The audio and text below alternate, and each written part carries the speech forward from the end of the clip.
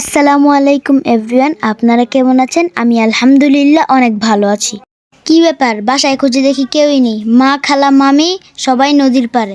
এত কলস, এত পানি নিয়ে কি করা হবে? চলেন তো দেখি। এক আন্টি কলসে পানি নিতেছে, এইদিকে আরেক আন্টি পানি নিতে এসে জুতার বেল্টটি ছুটে গেছে। আহারে বেচারা আন্টি এত চেষ্টা করেও ঠিক করতে পারতেছে না। পানি নিয়ে বাসায় চলে আসলো।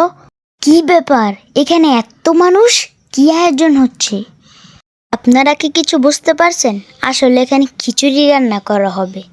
এই যে দেখতে পাচ্ছেন, মাটি গর্ত করে আগুন জ্বালিয়ে দেওয়া হয়েছে। খিচুড়ি রান্না করতে যা যা উপকরণ দরকার সব এক এক করে সাজিয়ে রাখা হয়েছে। বালতিতে মাংস ভিজিয়ে রাখা হয়েছে। পাশেই মাছ কাটার বিশাল আয়োজন চলছে। কি সুন্দর নদীর তাজা মাছ। এই মাছ কে কে খাও? এই মাছের নাম কি তোমরা কমেন্টে জানিয়ে দিও। একদিকে চলছে মাছ কাটাকাটি, আরেকদিকে চলছে খিচুড়ি রান্নার আয়োজন। প্রথমে ডাল ভেজে নিচ্ছে, তারপর তেলে পেঁয়াজ কুচি দিয়ে দিল, তারপর মশলা মিশিয়ে নিচ্ছে।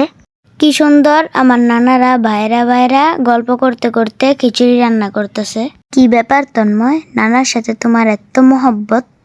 কি চাইতেছো তুমি নানার কাছ থেকে? এদিকে কথা বলতে বলতে খিচুড়ি প্রায় হয়ে আসতেছে।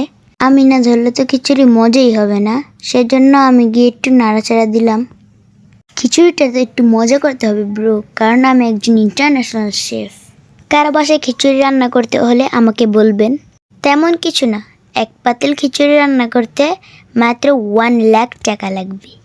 রান্না তো শেষ, এবার খাওয়ার পালা। উফ, কি যে টেস্ট হয়েছে, না খাইলে আপনারা বুঝবেনই না।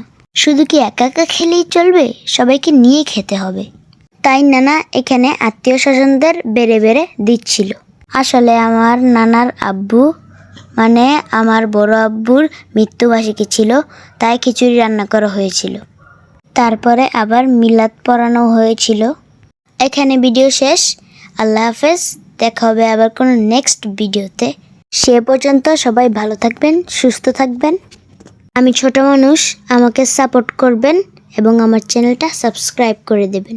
আপনার মূল্যবান সময় নষ্ট করে আমার ভিডিওটা দেখার জন্য ধন্যবাদ।